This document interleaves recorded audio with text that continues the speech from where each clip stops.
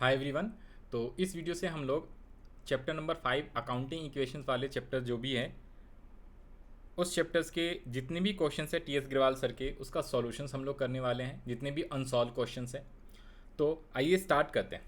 इसके अलावा अगर आपको कोई सा भी डाउट होएगा या आपके पास कोई अदर बुक्स के क्वेश्चंस हैं या फिर जो आपके स्कूल में नोट्स वगैरह या मैडम कोई एक्स्ट्रा क्वेश्चंस देते हैं वो आपसे सॉल्व नहीं हो पाता या उसमें कोई भी डाउट्स होएगा तो आप व्हाट्सएप नंबर दिया हुआ है, ऊपर में मिल जाएगा आपको व्हाट्सएप नंबर या नीचे में भी आ रहा होगा, तो उस पर आप मेरे को मैसेज कर सकते हो। I will solve your doubts. Okay, तो आइए स्टार्ट करते हैं। तो चैप्टर नंबर जो 5 है, तो सबसे पहले 2 मिनट के अंदर हम लोग छोटा सा कंसेप्ट समझ लेते हैं अकाउंटिंग इक्वेशंस होता क्या है।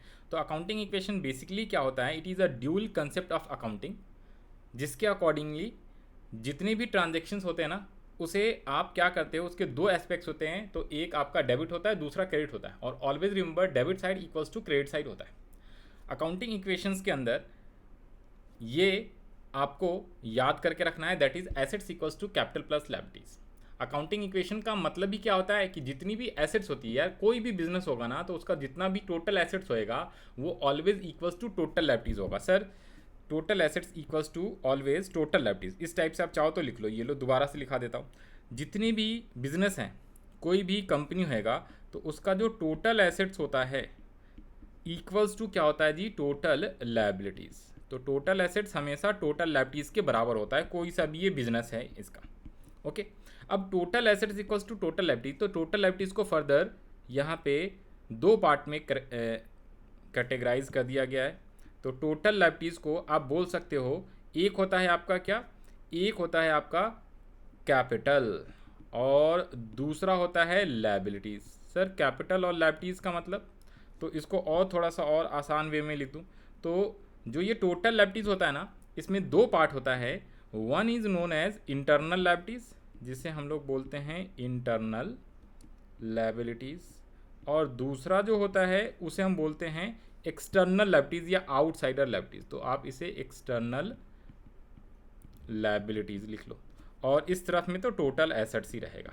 ओके, अब ये जो टोटल एसेट्स है, तो टोटल एसेट्स को आपने टोटल एसेट्स लिख लेना है, और जो इंटरनल लायबिलिटीज़ होता है ना उसे हम लोग कैपिटल बोलते हैं, और जो एक्सटर्नल लायबिलिटीज़ होता है उसे हम लोग सिंपली लायबिलिटीज़ बोलते हैं। तो ऑलवेज रिमेंबर, जब भी लायबिलिटीज़ बोला हुआ है दैट मीन्स कि आउटसाइडर या एक्सटर्नल लायबिलिटीज़, आउटसाइडर को ही एक्सटर्नल लायबिलिटीज़ बोलते हैं। और इंटरनल लायबिलिटीज़ का मतलब ओनर्स का कैपिटल या ओनर्स इक्विटी ये भी बोला जाता है। ये जो कैपिटल होता है, कैपिटल को ओनर्स इक्विटी भी बोलते हैं। ओनर्स इक्विटी यानी ओनर का कितना फंड है, ये लो पूरा साफ साफ लिख लो, इसे आप लिख लो owners, owners fund, owners equity या फिर ओनर्स का कैपिटल। तो कैपिटल को ओनर्स इक्विटी भी कहा जाता है। ओके, तो यानी कि सिंपल अगर मैं शॉर्ट में लिखूं तो total assets equals to capital plus liabilities. Total assets को आप सिंपली एसेट्स भी लिख सकते हो। तो फाइनल जो अकाउंटिंग इक्वेशन होता है ना, assets equals to capital plus liabilities. तो always remember assets equals to liabilities मत लिख देना, एसेट्स इक्वल्स टू लायबिलिटीज़ मत लिख लेना, assets equals to capital plus liabilities होता है। और अगर आपसे कोई बोले total assets equals to total liabilities, तो वो आप बोल सकते हो टोटल एसेट्स। ओके, तो assets equals to liabilities plus capital, इसको इन शॉर्ट में आप लिख सकते हो। एसेट्स को ए से डिनोट किया, कैपिटल को सी से, और लायबिलिटीज़ को एल से। और you can also right like this, पहले आप लायबिलिटीज़ और बाद में कैपिटल लिख सकते हो, इससे कोई फर्क नहीं पड़ता। ठीक है, तो जब हम अकाउंटिंग इक्वेशन करेंगे ना तो वहाँ पे assets equals to liabilities plus capital लिखा करेंगे। और ये दो एक्स्ट्रा फार्मूला भी याद रख लेना, वो आगे के क्वेश्चन जो हैं वो 18-19 जो क्वेश्चन है, 15 के बाद वाले जो क्वेश्चन है ना उसमें ये वाला हेल्प करेगा आपका। That is assets equals to liabilities plus capital होता है। तो मैथमेटिकली फार्मूला क्या बना सकते हो, liabilities equals to assets minus capital, या capital equals to assets minus liabilities. तो ये दो एक्स्ट्रा फार्मूला भी आप लर्न कर लेना। ओके, ये दोनों फार्मूला लर्न कर लेना। That is assets equals to capital plus अगर लायबिलिटीज़ आपने लिखा है और we want to find only capital, तो कैपिटल का फार्मूला क्या बन जाएगा बताओ। ये कैपिटल यहाँ है, लायबिलिटी इस साइड ले जाओगे तो एसेट्स में माइनस लायबिलिटीज़, तो इसलिए ये फार्मूला बन गया। ये एक ही फार्मूला है, कोई अलग से फार्मूला नहीं है। तो आपको simple assets equals to capital plus liabilities याद रखना, सेम एज इट इज़ अगर मेरे को लायबिलिटीज़ फाइंड आउट करना है तो आप एसेट्स में क्या कर दोगे, कैपिटल को लेस कर दोगे तो आपका लायबिलिटीज़ आ जाएगा, दैट्स इट। ठीक है, कैपिटल को आप लेस कर दोगे तो लायबिलिटीज़ आ जाएगा। तो ये एक ही फार्मूला है, एक ही से ये आपके दो नए फार्मूले बन गए, तो आपको अलग से याद रखने की जरूरत नहीं। मेनली आपको याद रख लेना है assets equals to capital plus liabilities, that's it. तो अब आइए जरा, अब हम लोग सॉल्व करते हैं क्वेश्चन। क्वेश्चन नंबर 1 अब यहाँ से स्टार्ट होता है अपना। तो 5 मिनट्स के अंदर we have already understand the concept. Now we are going to solve each and every question जो कि आपका अनसॉल्व है, टी एस ग्रेवाल सर की बुक का है। क्वेश्चन नंबर 1 है, what will be the effect of the following on accounting equations. First transaction, these are known as transactions. तो first transaction है, started business with cash rupees 45,000, opened a bank account with a deposit of rupees 4500, bought, bought का मतलब purchase भी होता है, always remember. ये जो bot लिखा हुआ है ना, इसे आप परचेज भी लिख लोगे, इसे हम लोग परचेज भी बोलते हैं। बॉट बोलो या परचेज एक ही बात होता है, इंग्लिश है। तो bought goods from messrs son and company for rupees 11,200। अब जैसे यहाँ पे कंपनी या किसी पर्सन का नाम देगा ना, इसका मतलब है क्रेडिट में परचेज किया है। क्रेडिट का मतलब होता है उधार में खरीदा है। अदरवाइज अगर कैश में परचेज करेगा तो वो वर्ड लिखेगा बॉट गुड्स इन कैश, या बॉट गुड्स फ्रॉम मोहन या messrs son and company in cash, cash word बोल देता। ओके, तो उसे हम कैश मानते, या सिंपल बॉट गुड्स बोले तो भी कैश होता है। बट जब भी नाम दे देगा ना, इट मीन्स कि वो आपका क्या है, उधार पे खरीदा हुआ है, यानी क्रेडिट पे खरीदा है आपने। तो क्रेडिट पे खरीदोगे तो उससे क्रेडिटर्स बनता है। तो आइए ज़रा स्टार्ट करते हैं। तो ये है आपका चैप्टर नंबर 5 अकाउंटिंग इक्वेशन, और ये यहाँ पे मैंने क्वेश्चंस भी लिखा हुआ है। ठीक है, तो अब हम लोग यहाँ से करेंगे। ओके, तो ये है इसका, ये सॉल्यूशंस भी दिया हुआ मैंने, बट सॉल्यूशंस समझ में आ जाएगा तो अच्छी बात। और इसी के नीचे ये शीट आपको चाहिए तो व्हाट्सएप फटाफट कर दो, और जो मेरा एक व्हाट्सएप ग्रुप भी है, व्हाट्सएप चैनल, लिंक डिस्क्रिप्शन में दिया हो मैंने, उसको ज्वाइन कर लो। ये सेम शीट आपको मिल जाएगा जिसमें ऑलरेडी ना हर क्वेश्चंस के नीचे मैंने ये फॉर्मेट बनाया हुआ है, तो आप आसानी से इसका प्रिंट आउट लोगे और आसानी से आप प्रैक्टिस करोगे क्वेश्चंस आंसर का। अदरवाइज आप रजिस्टर्स में भी कर सकते हो। तो अकाउंटिंग इक्वेशन सबसे ऊपर में लिखो आंसर्स ऑफ क्वेश्चन नंबर 1। आ जाओ जी, यहाँ से स्टार्ट करते हैं हम लोग। तो सबसे ऊपर आपने लिखना है आंसर ऑफ 1, और यहाँ पे आपने अकाउंटिंग इक्वेशन लिख लेना है, अकाउंटिंग इक्वेशन। ओके, हाँ सर, अकाउंटिंग इक्वेशन। अब हम लोग स्टार्ट कर रहे हैं आंसर। तो सबसे पहले आपको ये फॉर्मेट बना लेना है। सर फॉर्मेट कैसा, इस टाइप से फॉर्मेट होता है, ये लो। अकाउंटिंग इक्वेशन का फॉर्मेट होता है क्या, serial number, transaction, assets equals to liabilities plus capital. मैंने कैपिटल को बाद में लिखा है, लायबिलिटीज को पहले लिखा। आपने भी ऐसे ही लिखना है, बुक में आपके सारे आंसर इसी टाइप से मिलेगा, बिकॉज कैपिटल एक ही होता है, लायबिलिटीज में कई सारे आइटम आ सकते हैं, तो इस टाइप से आपको लिखना है। स्टॉक, एसेट्स में भी कई सारे, जैसे स्टॉक, कैश, बैंक, डेटर्स, ये सारे आते हैं। और अगर आपको याद नहीं है तो आप लिख सकते हो एसेट्स इक्वल्स टू क्या क्या चीज़ें होती है। तो जैसे एसेट्स में ये होता है एक फिक्स एसेट्स, और ये सारे करंट एसेट्स होते हैं। तो फिक्स एसेट्स जैसे जो नॉर्मली ऑपरेटिंग साइकिल से ज़्यादा दिनों तक के लिए हम एसेट्स एक्वायर करते हैं, उसे हम बोलते हैं फिक्स एसेट्स। और नॉर्मली आपके केस में 1 साल होता है ऑपरेटिंग साइकिल, तो 1 साल से ज़्यादा वाले जितने एसेट्स होते हैं उसे फिक्स एसेट्स बोलते हैं। 1 साल से कम वाले को हम करंट एसेट्स बोलते हैं। Same as it is current liabilities जो कि हमें पेमेंट करनी है विद इन 12 मंथ्स, और लॉन्ग टर्म लायबिलिटीज जिसका पेमेंट हमें 12 महीने से ज़्यादा दिनों में करना होता है। ओके, ये चीज़ें ध्यान रखनी। तो फिक्स एसेट्स जैसे land, building, plant, furniture, vehicle, goods, ये सारे के सारे एसेट्स, लायबिलिटीज, इन सब का डेफिनेशन चैप्टर नंबर 2 में दिया है, और वो आई होप मैंने ये अज्यूम करा है कि आपने उसको पढ़ लिया होगा अच्छे से, फिर आप अकाउंटिंग इक्वेशन पे आए होगे। करंट एसेट्स में जैसे Sunny debtor, cash, bank, receivables, prepaid expenses, closing stock. और करंट लायबिलिटीज में सन्डी creditors, bills payable, overdraft, outstanding expenses, और आपका एक इस तरफ में कैपिटल होता है। और अगर कोई लॉन्ग टर्म लायबिलिटीज जैसे डिवेंचर, शेयर्स, ये सारी चीज़ें, या कोई लोन, तो यहाँ पे आता है। तो अब हम लोग यहाँ पे सॉल्व कर रहे हैं क्वेश्चन। तो ये हमने फॉर्मेट बना लिया है, that is serial number, transactions, assets equals to liabilities and plus capital. फिर ये सेकेंड लाइन आपको लिखना है जिसमें बहुत सारे एसेट, जो एसेट्स आएगा उसका नाम लिख लेंगे, लायबिलिटीज और capital. For example question number ये जो 1 है, इसमें कह रहा है क्या, स्टार्टेड बिजनेस विद कैश। तो ईच ट्रांजेक्शन्स का इफेक्ट आपको चेक करना है कि किस एसेट्स पे और किस लायबिलिटीज़ पे इसका इफेक्ट पड़ा है, कौन सा एसेट्स इंक्रीज हुआ है या डिक्रीज हुआ है, और कौन सी लायबिलिटीज़ इंक्रीज हुआ है या डिक्रीज हुआ है। जितने भी ट्रांजेक्शन्स है उससे कम से कम 2 अकाउंट जो है क्या होता है, उस पर इम्पैक्ट पड़ता है, 2 अकाउंट पे। ये ध्यान रखना है, that is called dual aspect concept. ये आपको चैप्टर नंबर 3 में पढ़ना था।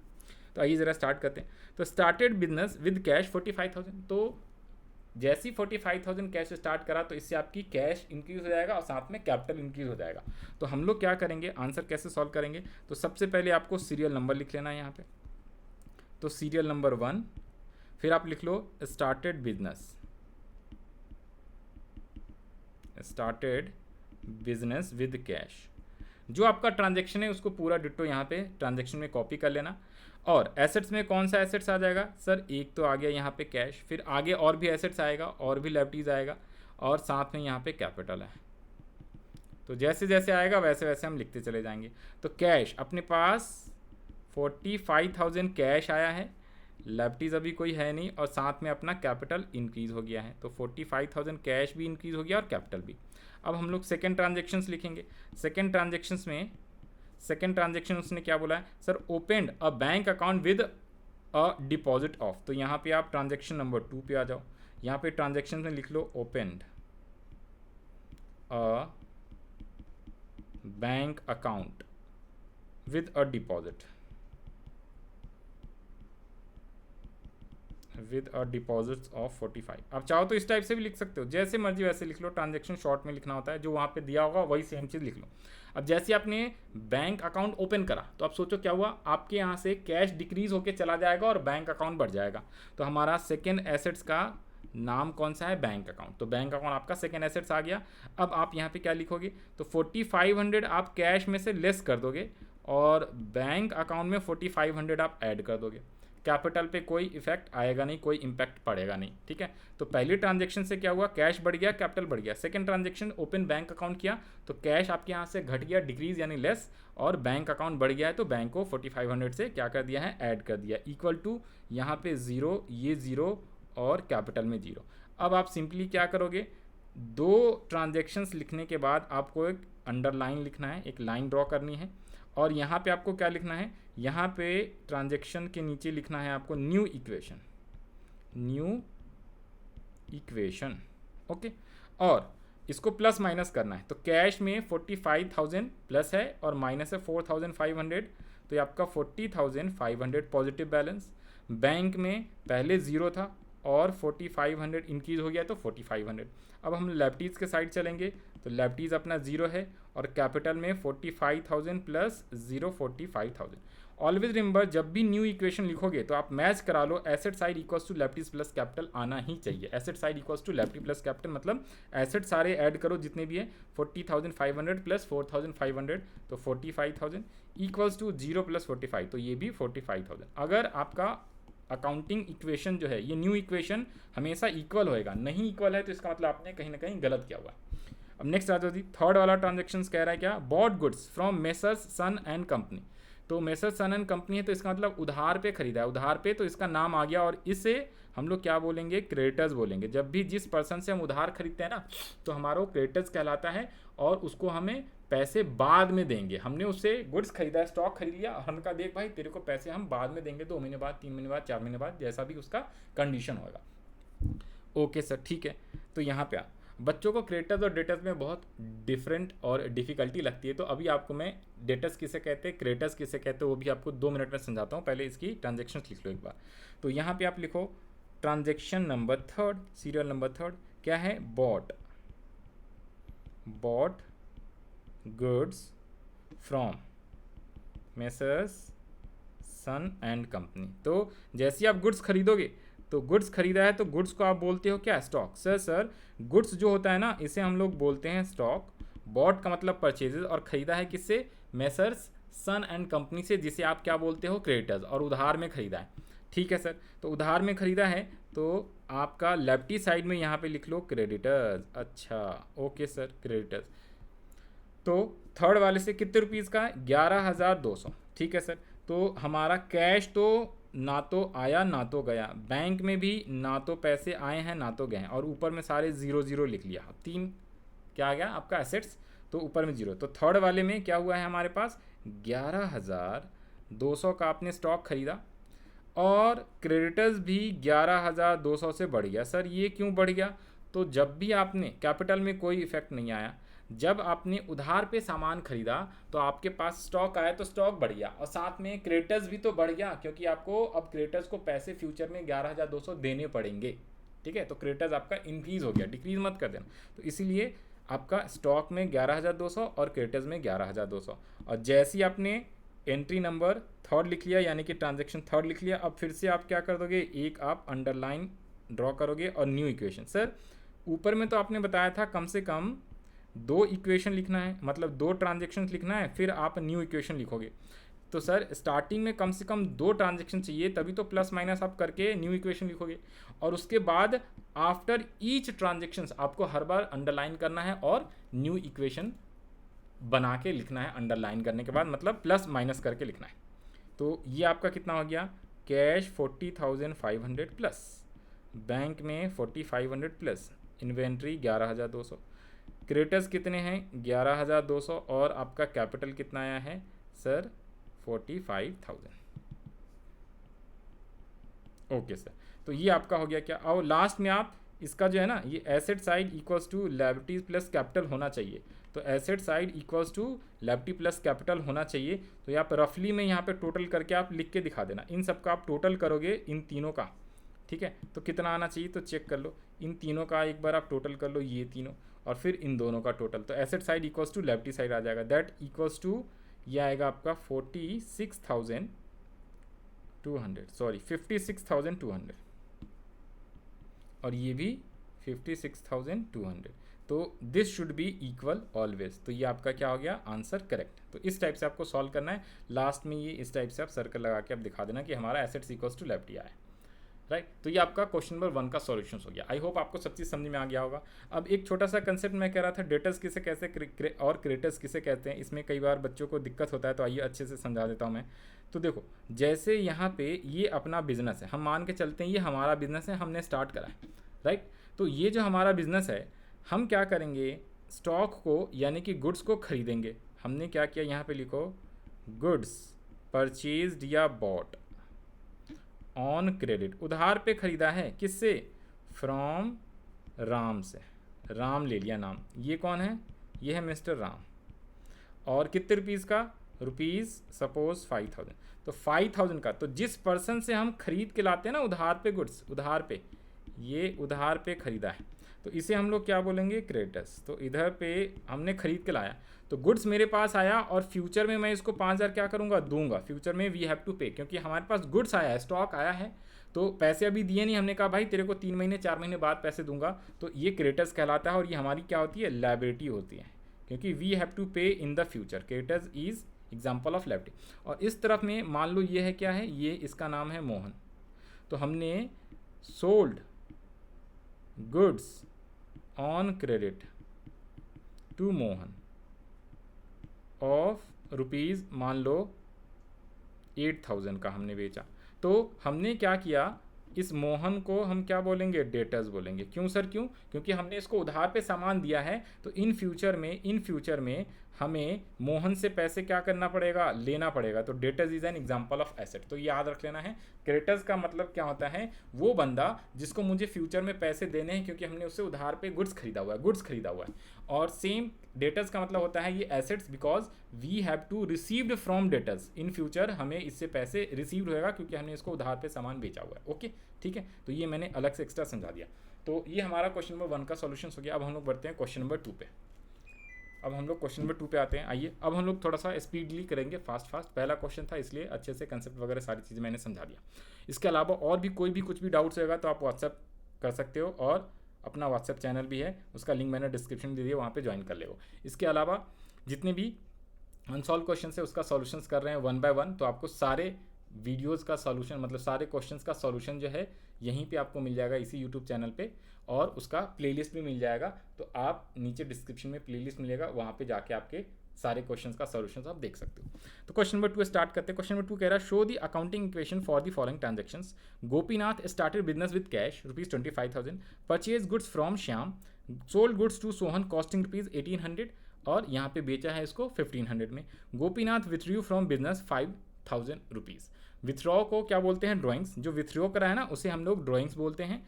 जो यहाँ पे इसने कॉस्टिंग क्या है, कॉस्टिंग कह रहा है 1,800 वाला चीज़ 1,500 में बेचा है, तो 300 का क्या हो जाएगा, लॉस। तो प्रॉफिट और लॉस जितनी भी होएगा उसे कैपिटल में प्लस माइनस करते हैं। लॉस होता है तो कैपिटल में माइनस, प्रॉफिट होगा तो कैपिटल में प्लस।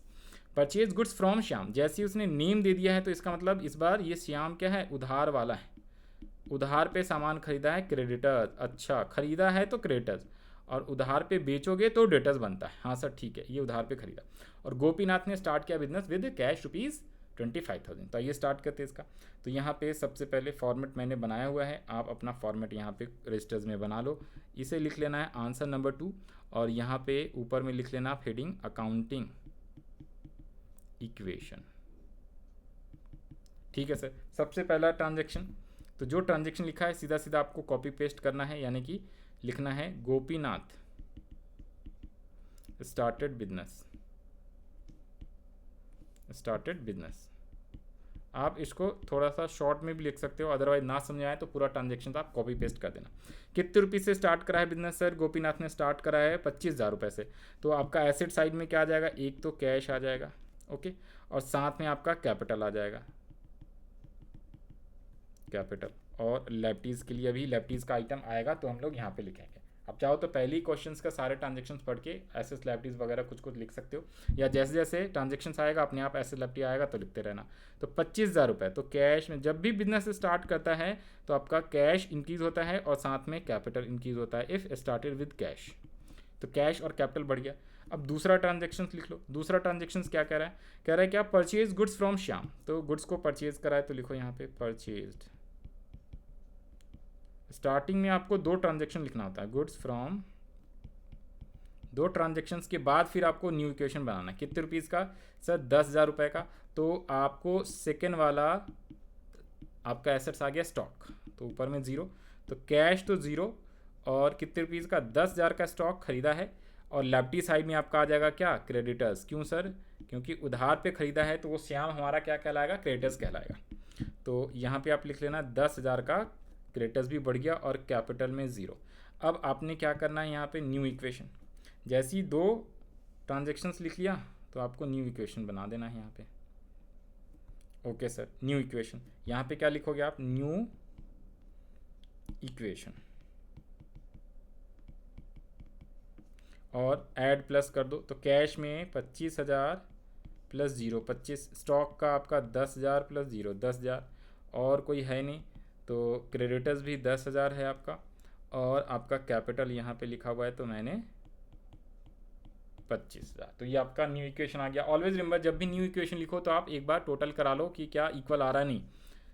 ठीक है, हर न्यू इक्वेशन पे आप ये टोटल करके चेक कर लेना, तभी आपको पता चल जाएगा कि गलती मेरे को कहाँ पे हुई है। ओके ना, एक सेकेंड देना।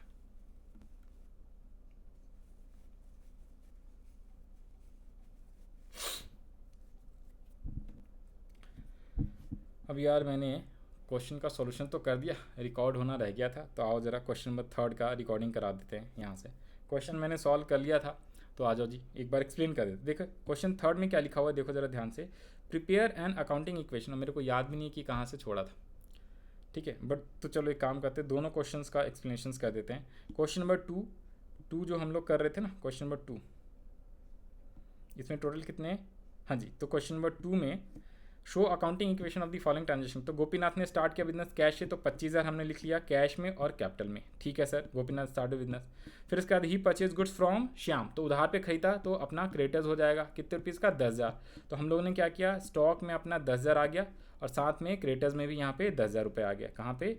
यहाँ पे ये क्रेडिटर्स आपका आ गया 10,000 रुपये, और कैपिटल में क्या हुआ है? 0। ओके ठीक है। अब हमने न्यू इक्वेशंस करा, 25,000, 10,000, 0, फिर ये क्रेडिटर्स आ गया 10,000 और कैपिटल में 25,000।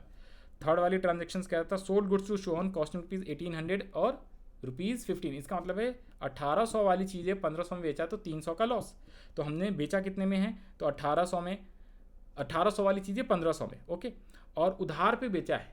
ठीक है, उधार पे तो हमारा डेटर्स आ जाएगा एसेट्स 1500 रुपये, और स्टॉक चला जाएगा 1800 का माइनस कॉस्टिंग रुपीज़, और 300 का लॉस है तो उसे आप कैपिटल से लेस कर लोगे। और फिर से न्यू इक्वेशन, 25,000, 10,000 माइनस 1800, 8,200, फिर ये 1,500, 10,000 और 24,300 सब्सट्रैक्ट करके लिख लिया आपने। और लास्ट क्या था? गोपीनाथ विथड्रू फ्रॉम बिजनेस, यानी विथड्रॉ को ड्राइंग्स बोलते हैं। ड्राइंग्स क्या होता है? कैपिटल में से लेस होता है। तो ड्राइंग्स क्या हुआ कि जो ओनर्स है उसने अपने पर्सनल यूज़ के लिए पैसे विथड्रॉ करके लेके चला गया बिजनेस से, तो कैश जाएगा, तो कैश डिक्रीज होगा माइनस, उसके अलावा कैपिटल में से माइनस, दैट्स कॉल्ड ड्राइंग्स। तो अब हमारा ये न्यू इक्वेशन क्या बन गया? तो न्यू इक्वेशन बन गया आपका लास्ट में 25 माइनस 5, 20,000 रुपये, 8,200, 1,500, 10,000 और 19,200। इधर का टोटल कर दिया तो 29,000 700 यानी 29,700 और ये वाला भी 29,700, दैट मीन्स कि ये करेक्ट। अब थर्ड वाले पे आ जाओ। थर्ड वाला हम लोग क्वेश्चंस कर रहे थे आई गेस, थर्ड वाला। तो इस क्वेश्चन में क्या कह रहा है, prepare accounting equation and balance sheet. इस क्वेश्चन में आपसे बैलेंस शीट भी बना रहा है, तो अभी बैलेंस शीट भी आपको बना देंगे, डोंट वरी, ठीक है।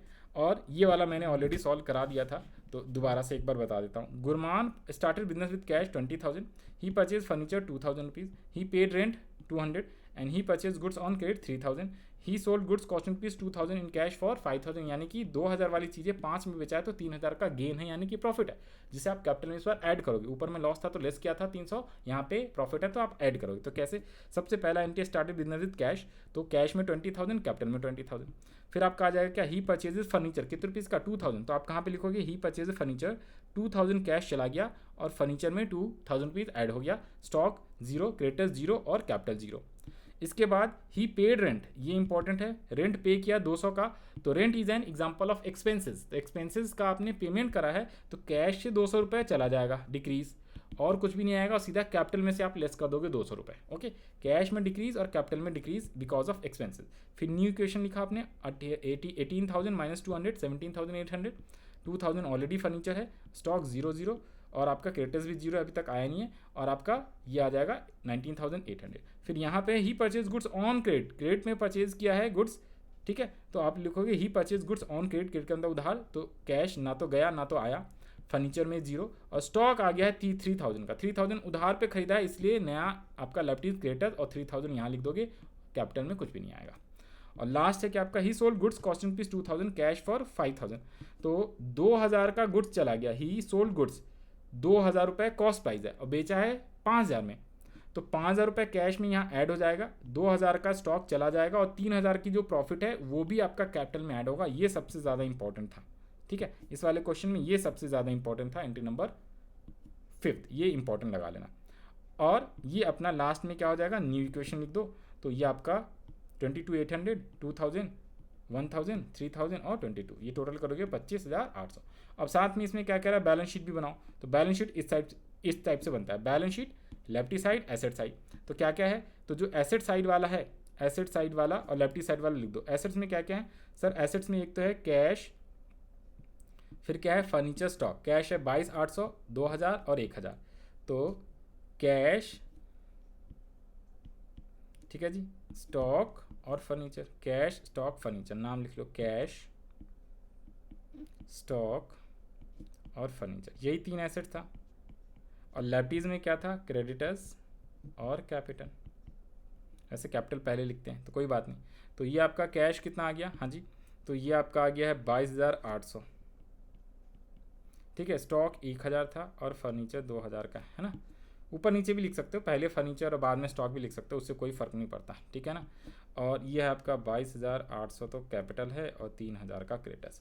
अब इसको टोटल करोगे, टोटल शुड बी इक्वल, तो टोटल शुड बी इक्वल 25,800, 25,800, तो इस टाइप से आपका यहाँ पे बैलेंस शीट भी मैंने बना दिया।